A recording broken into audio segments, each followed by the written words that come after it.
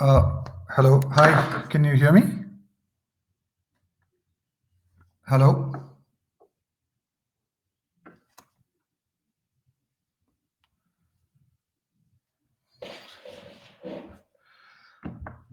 Okay. Firstly, I'm just want to say what a great pleasure it is to be here on this platform, along with Unacademy. To share over the course of the next sort of 45 minutes to an hour or so, just some of my thoughts, some of my experiences, really from my from my journey as a cricketer.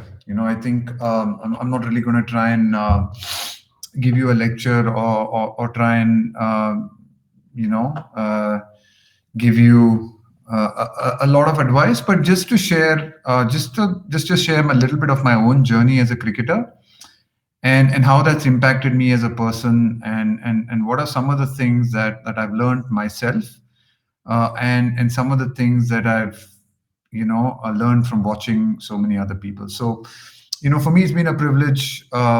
It's been a privilege to have been able to play the game. I'm really grateful for the opportunity to do that, because I think for me, playing cricket was actually just a hobby. It was just fun. I started out like a lot of other people on the streets near my house, and then it became a passion, and I was able to make a career out of it. So over the course of the next 4 5 slides, I'll give the opportunity to share some of those experiences that I've had, and the privilege and the opportunity I've had to share the dressing room, and to play with and against some of the best players in the world, and what it is I feel that's helped them succeed. Also, there'll be a chance to ask a few questions at the end. So I'll read out some of the questions that some of you would have asked me over the course of over the course of this hour. So if you type out your messages, I'll try and read some of them towards the end. So it's a little bit of an interactive session as well. Okay, so firstly, thank you for logging in. I think that's really nice of you to do that, and I hope that all of you are. And you and your loved ones are staying safe. I think it's been a very, very challenging time for all of us over the last 8 9 months.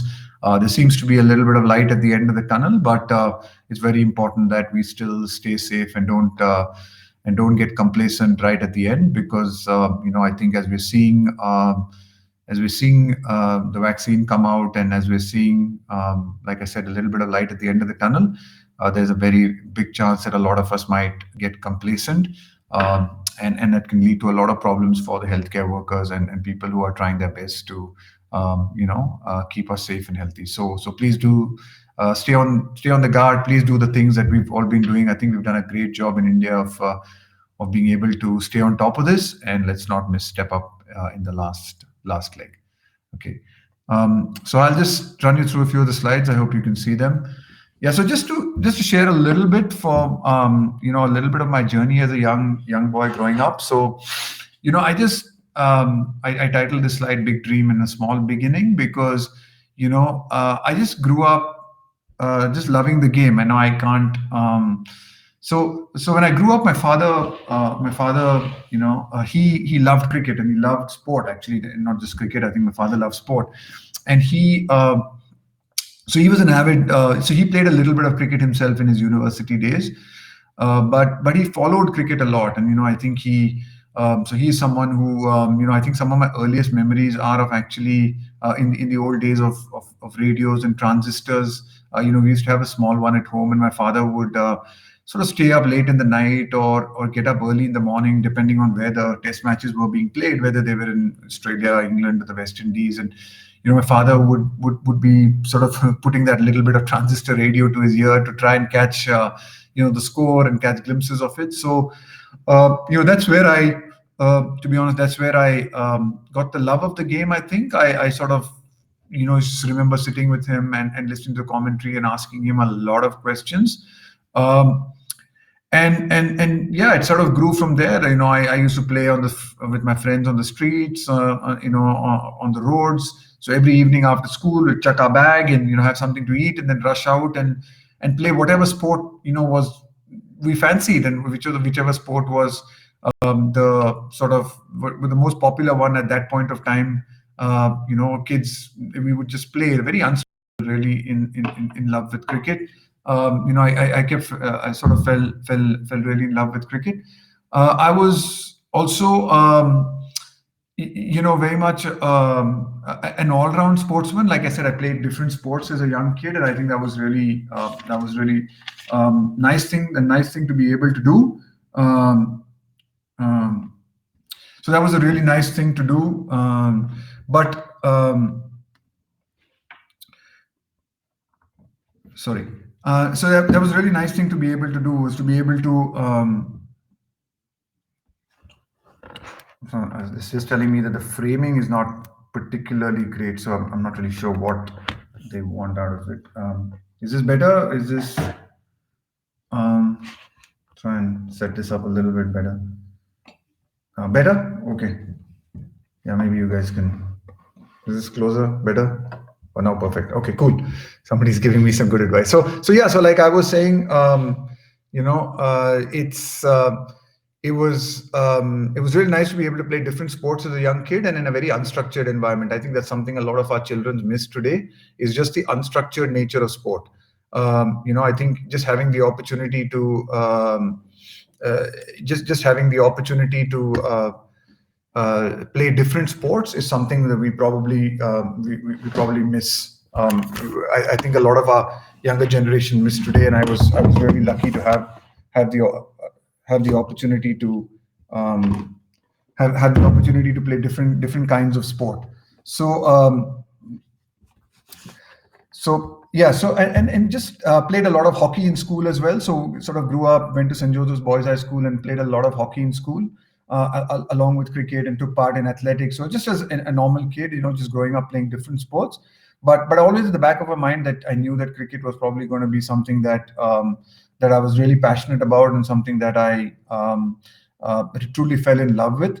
I can always remember myself, even as a kid, even in the holidays, always having a bat in my hand, and just asking my father to throw me a few balls, and just hitting cricket balls around. And I always had this dream of wanting to play for India. So as a young kid, I was that was a big dream. I grew up admiring people like Sunil Gavaskar, Kapil Dev, G.R. Vishwanath in those days, and yeah, just always dreamt and wanted to be always wanted to be a cricketer. But yeah, and I actually thought it was that simple. I actually thought that you can just grow up and you can become a test cricketer or become a cricketer for India if you want. I guess it wasn't as simple as that, as I realized. It wasn't as simple as that, as I realized as I grew up. I think you certainly had to work a lot harder to be able to achieve your dream. But certainly as a kid, dreamt of playing the game. I was really passionate whenever they were small. We play these street matches and play this road against that road, or we play in the summer holidays. And I remember even as a young boy not being able to sleep at night because there was a cricket match the next day. So yeah, I really just grew up loving the game, and really that's how I started. Played different sports, but just chose cricket over the other sports because I just truly loved it more than anything else. And like I said, inherited probably the love of this game from my father. And watching him, he always took me to all the games that were there in Bangalore. So if any team came, my father would find a ticket and go to get us to a test match, and we probably watch one day of the test match together. And he had to work as well, so probably get one day or the weekend or something. He'd managed to wrangle us a couple of tickets. So that was great, and it was a great way for me to bond with my father as well. Okay, so yeah, from there on in, like I said earlier, I was probably I captained the school team as a young boy, and then I just grew on to play a lot of the junior cricket in India. So there was so much of under 15, under 17, under 19 cricket, and I sort of went through the system and went through the pathway, succeeding along the way, having a few ups and downs as well during that journey. It was it's I think it's quite it's quite interesting as well as a young man, trying to sort of get through the junior system in this country. I think it teaches you a lot. There are a lot of great experiences. So as a young man, literally as 13, 14, I was going to I was going to camps, whether it was the zonal camp or the national camp, and living away from my home for a month and a half, and learning to fend for myself as a 13, 14-year-old boy. And I think that's a great experience, because that sort of was a great it was a great sort of early experience for me in the sport. The junior system in India is also very competitive. So I think one of the things that you do have to do is you have to be consistently scoring runs, and you have to you have to really earn your stripes. It's not a very simple system, because there's so many cricketers playing. There's a lot of competition, and I kind of really went through that journey.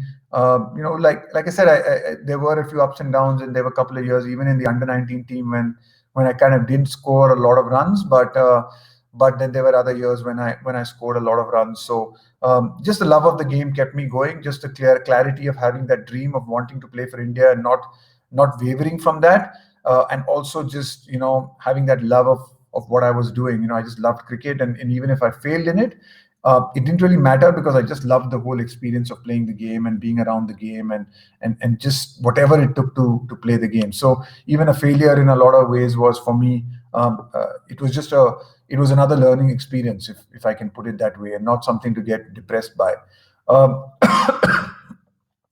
From school cricket and playing junior cricket, I was able to go on and play Ranji Trophy cricket. I was very lucky and fortunate to make my Ranji Trophy debut quite early in those days. I think I was about 18, just turned 18 at that point of time when I played for India.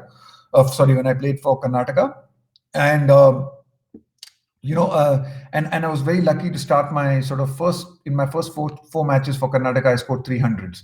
So I think that was a really big moment for me, because it gave me the confidence and belief that I could succeed at that level, and it gave me it sort of, in some ways, gave me a huge fillip, because then I wasn't worried about my place in the Karnataka team, but I was thinking more about how could I play for India, and what could I do to and what would I need to do to play for India. So starting well in Ranji Trophy was very, very important, and it was something that really benefited me.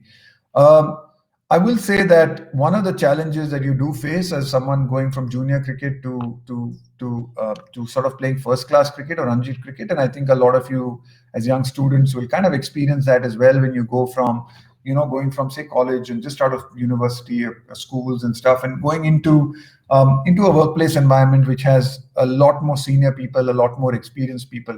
And I think that was a real challenge in that sense of understanding that there's a level of difference with playing with kids and then suddenly playing with adults. And I think one of the things for me was very important to recognize what were the skills that I possessed and what was my strengths, but also what I was lacking in.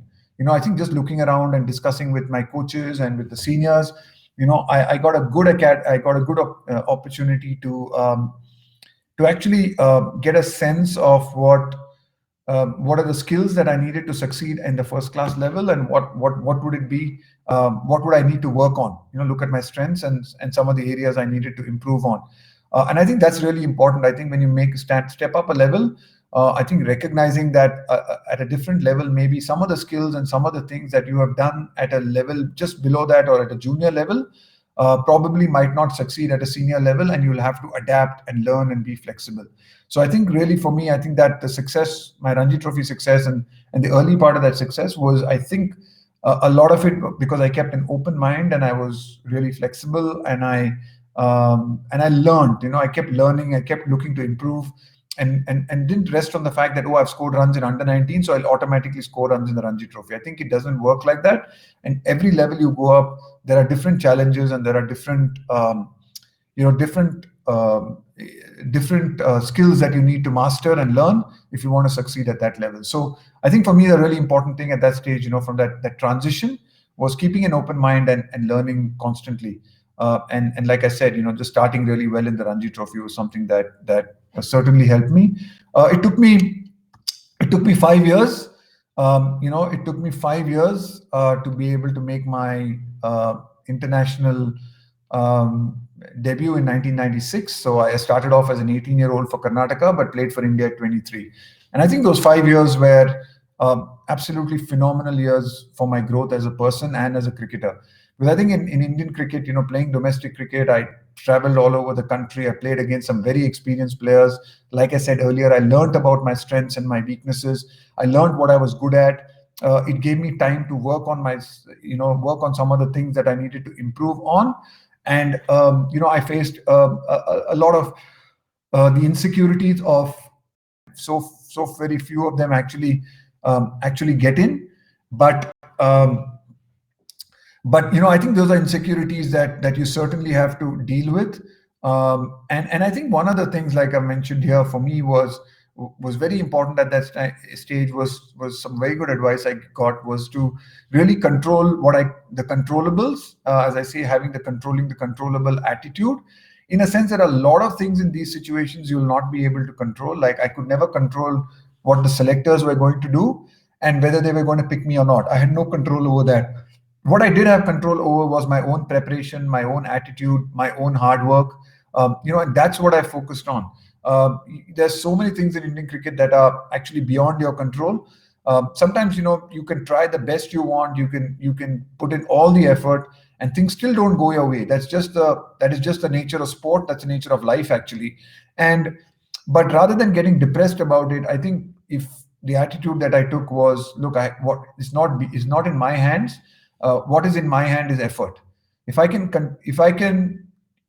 have the right attitude towards effort, towards hard work, towards determination, and certainly staying focused on my dream and on my path, then if things go my way, then that's fantastic.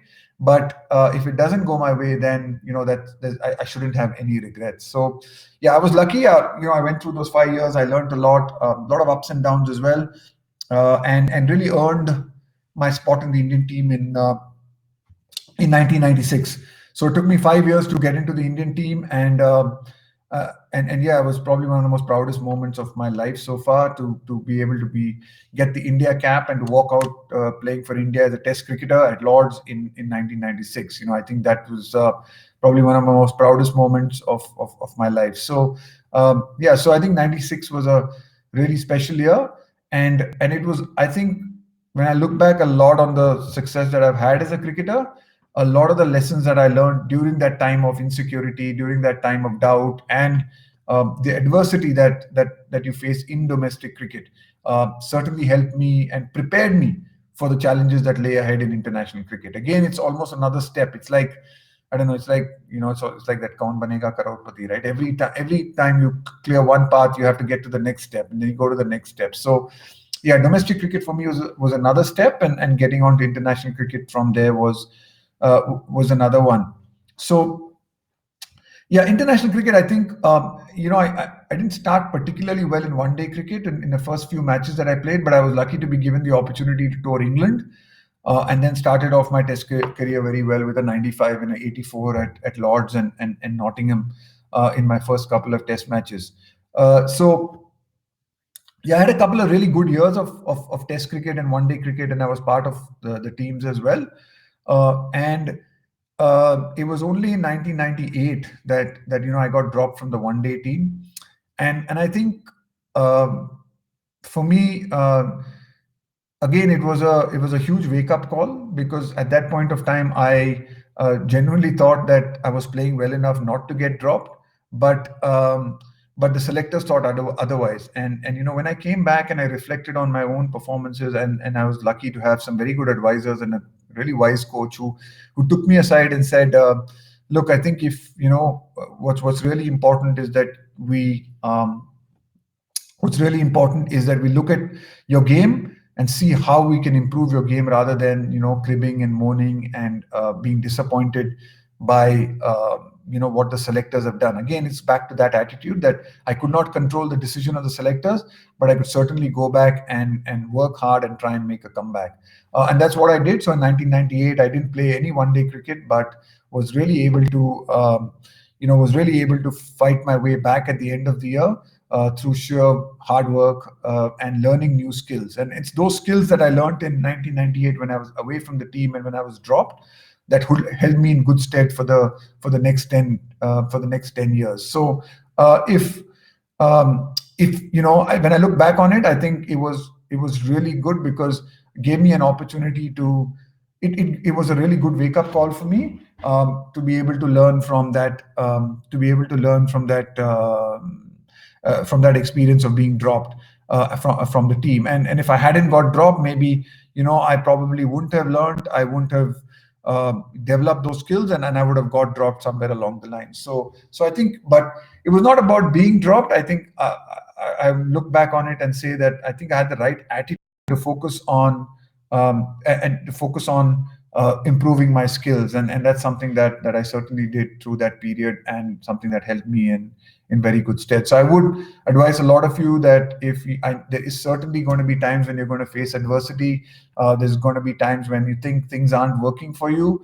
Use that as an opportunity to figure out and learn about yourself, and figure out what are the skills you need to work on, and what is it that you need to improve to keep getting better. So sitting and being disappointed, yes, being disappointed sometimes spurs you on, but letting it linger too long is probably not, is not the right thing to do at that situation. So after my journey, I think I got the opportunity to sort of captain India. Again, a great privilege, a great honor to be given that opportunity. My attitude towards leadership has always been about leading by example. I think that's the way I've always led. I always do believe that people watch what you do, not necessarily listen to what you say. So I think for me it was about how you carry yourself, and if I expected my team to work hard, then I had to work doubly hard, or I had to work hard, or I had to be seen to be putting in that level of effort. If I wanted the players to put the team first, then I had to put the team first always. And I think that was one of the beauties of being a part of a team sport. I love playing team sport because it gave me a chance, I think, to share my successes, and also share my disappointments with many other people. So I love being part of teams, and I love that whole thing about working within a team to try and achieve something. So so like I said, my whole view on leadership is about leading by example, and also trying to empower your players, or the people you lead, to get the best out of themselves. I think my real belief has been that I think the era of sort of leading by dictating to someone or telling someone what to do is probably not, doesn't really work that much. A sort of dictatorial method of leadership probably doesn't work as much as, say, being able to carry people along, and recognizing that each and every one of the people that you lead actually has great skills, has great abilities, and has great knowledge, and has something to be able to add to the table. And your job, I think, as a leader, is to be able to bring that knowledge out into the open, and to bring that knowledge for the benefit of the team, by recognizing that your knowledge is good, but the combined knowledge of everyone in your team is better than your own knowledge, than one person's knowledge, which is your own knowledge. So I think that's the skill of a real leader for me, is being able to harness the knowledge of everyone in your team, and ensuring that they have a voice, because you'll be surprised at how intelligent people and how aware people can be if you just give them a chance to actually shine, and give them a chance to share their thoughts. So for me, that was always the thing. I think in a team environment as well, I always believed in putting the team first. I think that was what gave me greatest joy, because when I look back on my career, I don't actually remember the number of runs that I've scored, it's hard for me to remember the number of runs that I've scored. But what I do remember is, I do remember the victories that we've had. I do remember the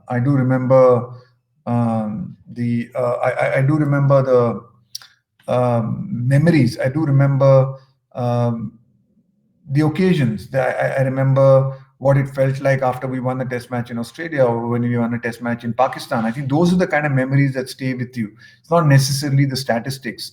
And to get more and more of those memories, I think it's really important that whichever teams you find yourself in, I think the joy of being a part of a really good team, I think defeat is a great experience and something that I would certainly rank as some of my career highlights.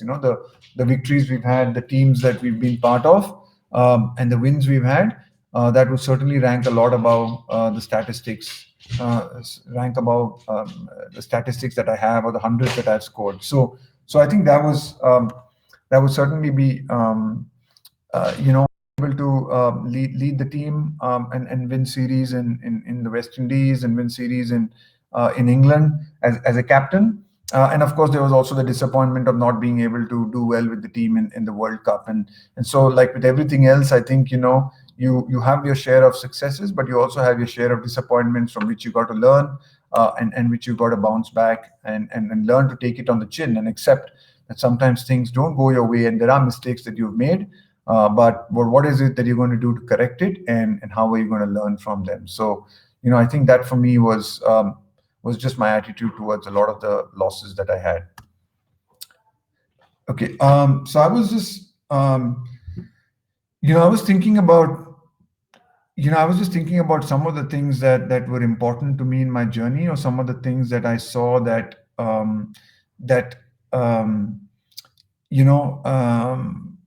from other people that I saw really certainly help them succeed and become the best sort of cricketers they could become. It's so just some of these points that I was thinking about them, and I just sort of jotted down some of these points. I think there's, so the point that I want to make. Sorry, can you just give me 1 minute?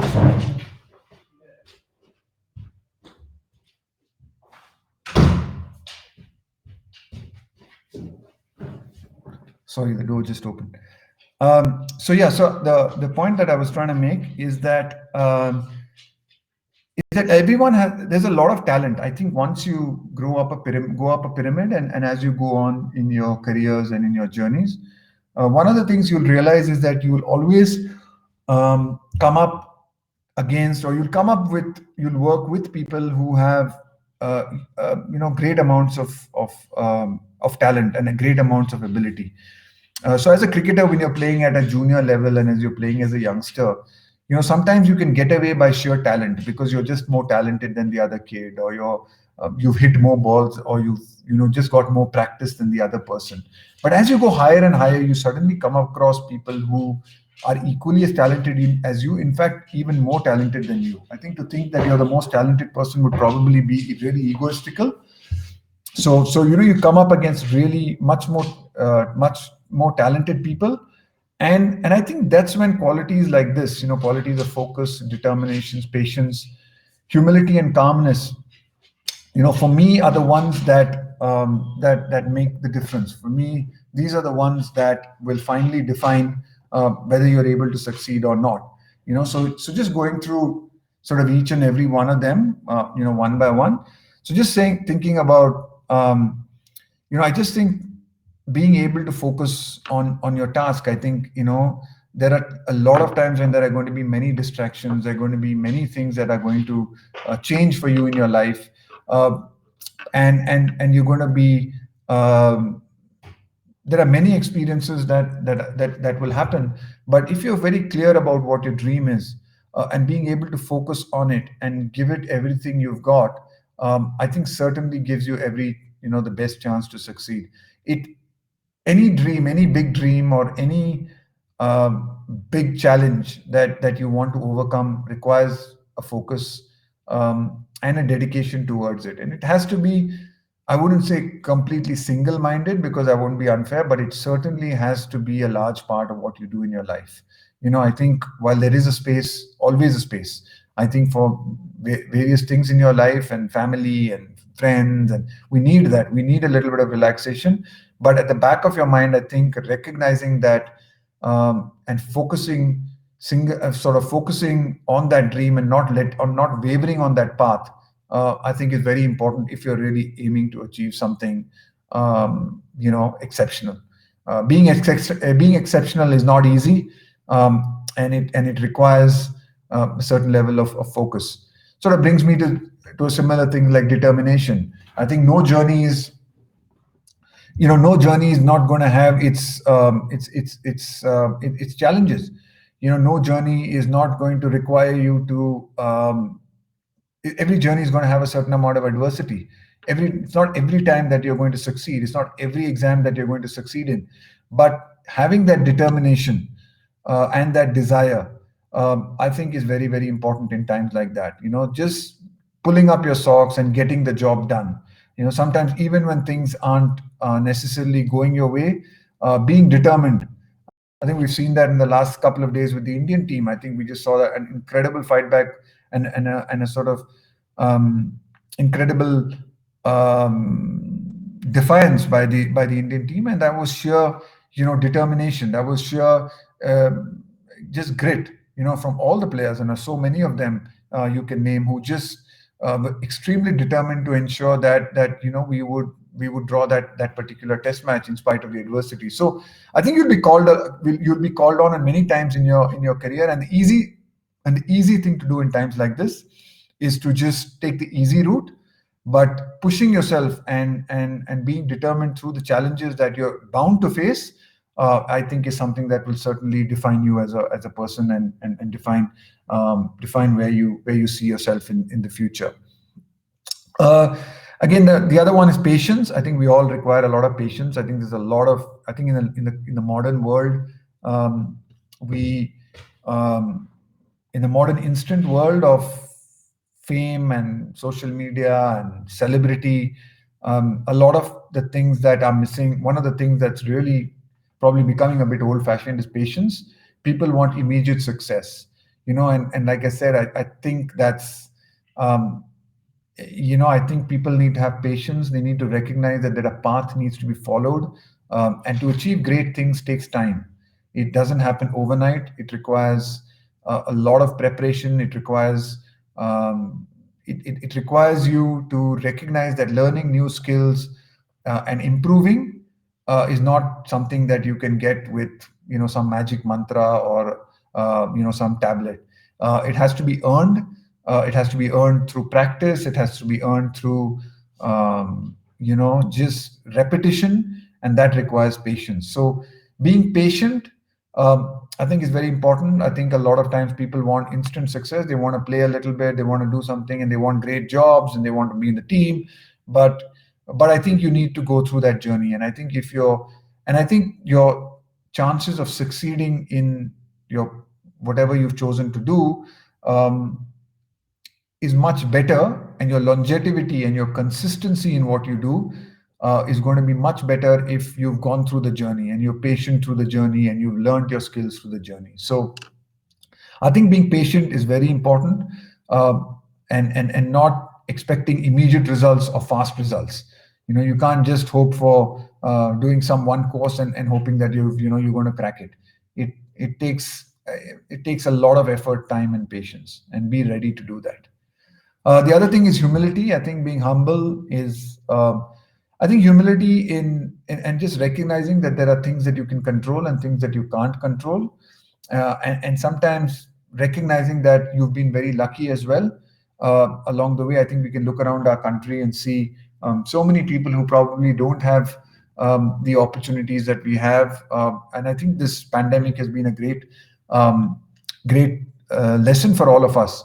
And it's clearly showed us that some of us got very, very lucky because it hasn't affected us as it has affected so many people that we've seen on television and that we've seen all around. So I think being humble about the fact that you have certain gifts and you've been given certain gifts, which you've been lucky in some areas, and I think humility for me is recognizing that you have to make the best use of these gifts. I think you've been lucky. People have been.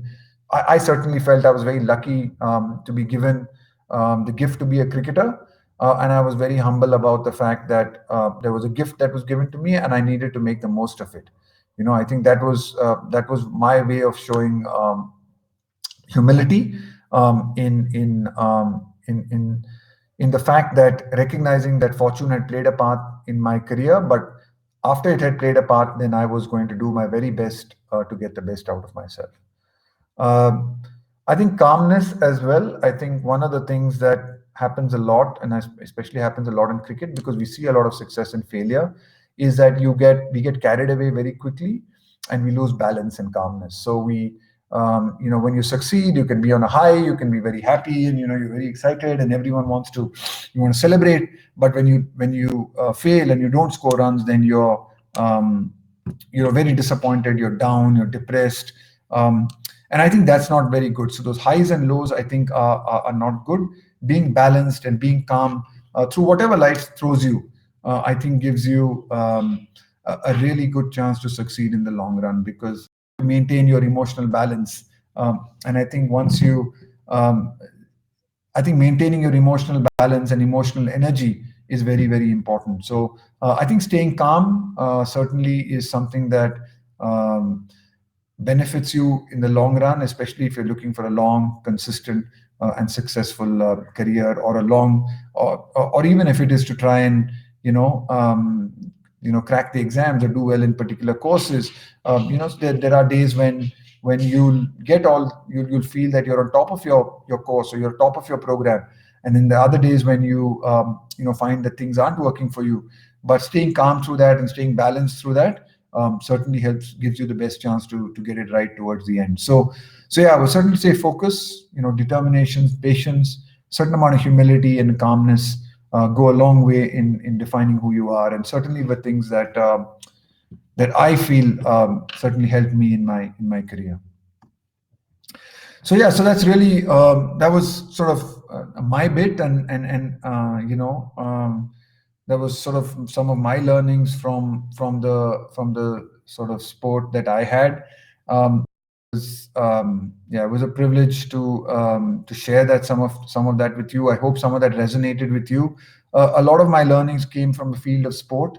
It comes from a field of sport that's very unpredictable at times, and it's not necessary all the time that. And in fact, you see a lot more failure than you see success. So a lot of what I've learned is through my many experiences of failure, and the thing with success is, and after you succeed for a point of time, is people only remember the good things about you, which is great as well, and I like that. But I think you tend to forget you haven't done well as well, and there are a lot of those. But as an individual, I think it's very important never to forget those, and have the right attitude towards failure by not getting depressed about it, but by learning from it and being honest with yourself. I think honesty is very, very important as well, because unless you're honest about your own strengths and your own areas of improvement, you're never going to find solutions for them. So hey, we can move on to the Q&A, let me see what are the questions that some people have asked. And I won't, I'd just like to apologize, not be able to get through to every single question of you guys. There's so many of you. So firstly, thank you so much for being patient and listening in. And I won't really be able to get through all of that with you guys. So I'll try and answer a few of them.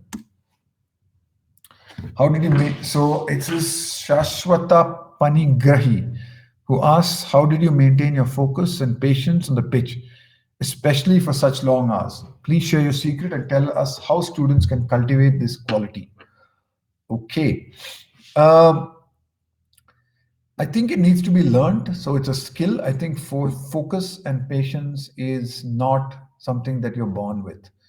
Certainly, there are people who have an ability or have some inborn ability to stay slightly more calmer and be patient than other people. I think that's a little bit of that is there in your personality. But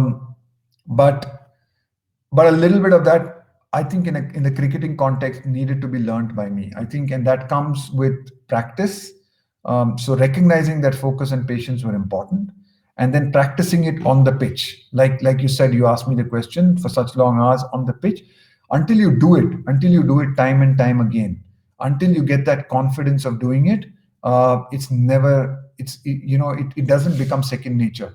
So every time I went to the nets, or every time I went to practice, I really try to work on my focus and patience. So whenever I found my focus and patience drifting, I just brought my um, mind back to my task or the job that was at hand, and didn't get depressed that, oh, I'm losing patience or I'm not focused. I think you need to realize that, again, like we spoke earlier, to gain focus and patience, requires understanding. So you need to be kind to yourself as well, and not expect these things to come overnight. You need to work on them. You need to work on, your focus. You need to practice well. You need to understand that even as students, you'll be studying. There may be times when you'll not be able to focus, you'll not be able to concentrate, and you'll get fidgety. But recognizing that I'm working on it and I'm getting better and better slowly is is the way to go for me. So one of the other things that I think I can think of that I did, which certainly helped me, was dabble a little bit in things like meditation and yoga. That certainly helped me work on my focus and patience. Um, so yeah, so I answer your question. Practice it, work on it. Don't be disappointed when you don't get it right the first time, or it takes a little bit of time. But if you're on that path and you want to work on your focus and patience, maybe think about things like meditation and yoga, and I'm sure that will certainly help you in the long run. Hope that answers your question. Ooh, Romit Talwar. Romit Talwar is an interesting one. Who would you pick to be a starting 11, taking into consideration past and present players of Indian cricket? Oof, my God. That's a tough one. I might take a long time to answer. But uh, I'd certainly say that it's hard to pick just 11. And I don't know which format of the game Romit is asking me. He hasn't mentioned that. But what I'm presuming it's Test cricket, because, we've just been watching Test cricket. So uh, I don't know. I mean, I've certainly put Gavaskar, who is my hero and all-time idol, in that. So I certainly have Gavaskar in that. I'd probably have Sehwag to open with him. Um, I haven't seen a lot of the past players. I haven't seen people like Vijay Merchant and Vijay Hazare and all that, who have great records and were phenomenal players. So it would be hard for me to put them in these playing 11s. So I'd rather go at people I've seen and played with. So probably a Gavaskar and Sehwag. Probably uh, you know have someone like the way Chiteshwar Pujara is playing at the moment. I certainly think that he'd be in contention for the number 3 slot. I'm not going to put myself out of just sheer, humility. So I'd probably put Pujara in. I really like the way he's playing and what he's doing at the moment. I think he's still away from true greatness, but he's certainly on the path to becoming one of the all-time greats of Indian cricket. He's certainly on that path, if he's not already there. Probably a Pujara, Virat Kohli would have to slot in, be there somewhere as well. So maybe put Sachin. Obviously, Sachin Tendulkar would come in at number 4 without a doubt. So he's a shoe-in for most people in any time and any era. So that's an easy one for me to pick. So Virat would have to probably bat at number 5 in this lineup. Virat would have to bat at number 5. I would then pick Kapil Dev to be my all-rounder at number 6. So Kapil Dev, because I'd like to play 5 bowlers if I can. So Kapil Dev could certainly slot in at number 6. Great, again, a great legend of the game, fantastic fast bowler, great, very good batsman as well, brilliant fielder, so easily slots in there. Wicketkeeper is a tough one, but you can't think beyond Dhoni and his record as well. So again, Dhoni would probably come in at 7. I'll have to pick 4 bowlers now. So again, I would have loved to have picked people like Prasanna and Chandra and Bedi and stuff, but I haven't really seen them play or played with them. So it's a tough one for me to pick. So I'll probably go with Ashwin and Kumble as my 2 spinners, and Srinath and Zahir as my 2 fast bowlers. Yeah, so that would be pretty good 11. I think VVS Lakshman is probably just unlucky to miss out, in my opinion. But he batted at number 5 for most of his career. So I would have sort of had that debate between VVS and Pujara, but because VVS batted at 5 and 6 for most of his career, it probably misses out to someone like a Virat Kohli and Sachin Tendulkar. So yeah, so that would be my 11, Romit. Okay, hope that answers your question. Does humility play a role in success? And I said, yeah. I spoke about that a little bit. And Tamil Selvan is the one who's answered this, asked this question. And I certainly think it does. I think you have to be your own person. So I think what's really important to understand is humility is not necessarily being quiet or just being submissive. That's not necessarily what defines humility for me, but humility in your preparation and humility in knowing that you still have skills to learn, being humble enough to keep improving. I think that for me is real humility. Being able to uh, be humble enough to accept that I've not learned anything. I need to keep improving, and I need to keep getting better. So I think for me that's where humility plays a really really big part.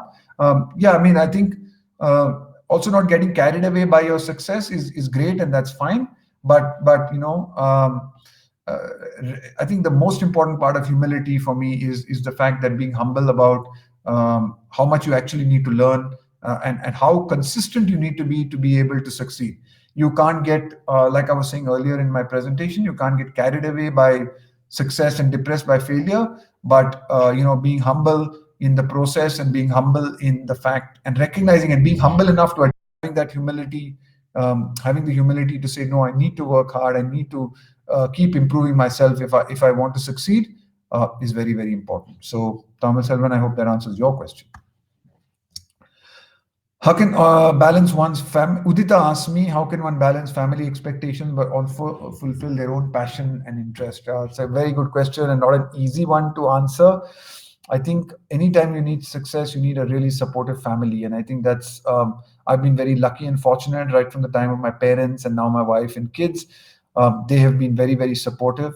And while I've tried my very best to give them the time, give my time and contribute as much as I can, I know that there are many times that they have had to make many sacrifices for me to be able to fulfill my own passion and interest. So having a supportive family is very very important, and being someone who can support other people is also very very important. But I think I think also recognizing that your success is not only your success, it's your family's success. So learning how to try and integrate and bring your family as well into your own passion and interests is something that is very very important. Look, Udita, it's not an easy one to answer, because I think when you want to succeed, you want to be good at something, it requires a real amount of single-minded dedication and devotion at times, and that means that some of the other things need to get sacrificed.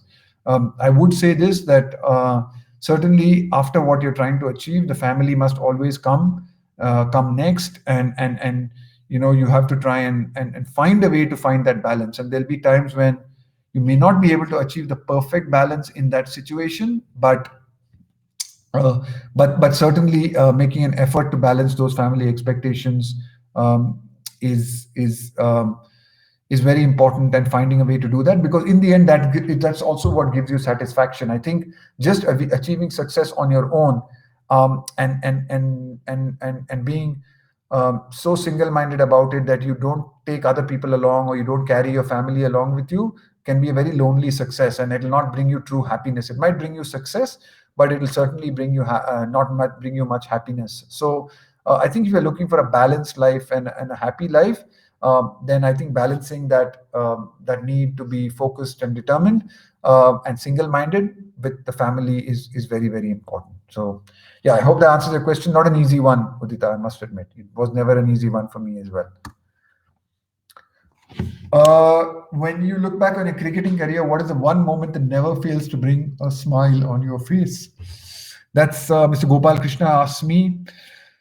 What is the one moment that never fails to bring a smile on my face? So I think the love and passion of the fans of this country never fail to bring a smile on my face. So I always remember this, that every time we would travel as the Indian team, as a lot of you may know, we travel in these buses, right? You're traveling from the bus to the hotel, and the hotel back. Sorry, it's from the hotel to the ground, and the ground back to the hotel.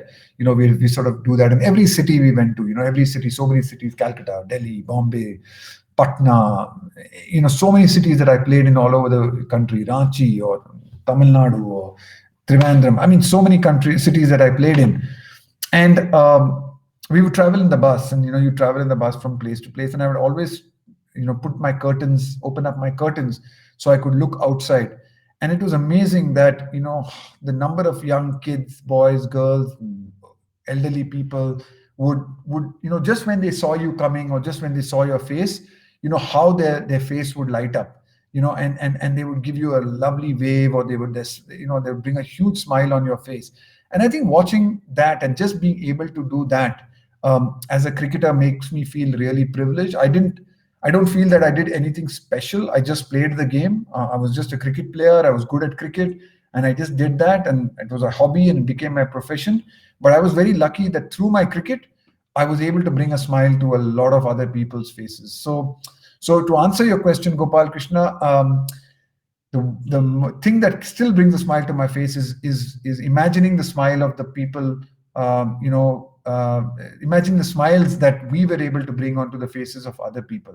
I think that gave me the most. I think probably the greatest satisfaction of my career. The fact that we were able to bring in some way some joy, but just doing what we do and just playing cricket, bring joy to so many people. So yeah, so I think that was something that never goes away from me, and I always remember that. And I obviously I don't experience. I was privileged, and like I said, I was lucky to be able to play cricket, and lucky to have the skill, but grateful to receive the love and support of so many people throughout my career. And just reading some of your messages, just grateful that I continue to receive that. Thankful to all of you for your support, for your I think just love that you've bestowed upon us as cricketers. It's not something that I just say. It's not something I take for granted.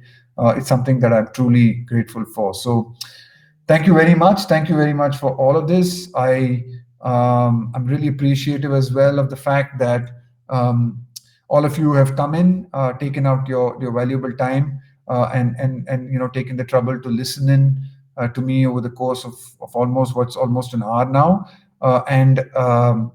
And it's been a real privilege interacting with all of you. So I just like to again thank Unacademy. I think they're doing a fantastic job, and really making learning a lot more interesting and a lot more easier for all of you. To all of you students here, all I would say is like I said through this, really be focused, be determined, have a lot of patience, be humble about your work, and stay calm through the whole process. I think all you can do is give your best effort, and I think you can only control the controllable. So remember the things that you can control. There are things that are beyond your control. Let them pass. Don't let them bother you, and control the controllables. And I'm sure that all of you will be the best version of yourself. So success for me was not about, getting the next car or the next job or the next promotion or the next 100. It's just being the best version of yourself and trying not to compare yourself with others. I think that's a huge mistake we make. We look at other people and we try and compare and rate success according to what other people have achieved. I think if you can get the best out of your skills and abilities, whatever they may be, I think for me that is true success, and that's amazing success. So thank you very much, and like Unacademy says, I hope all of you crack it. Okay, thanks a lot. Thanks for listening in. It's been an absolute pleasure. Thank you so much. Look forward to interacting with you soon.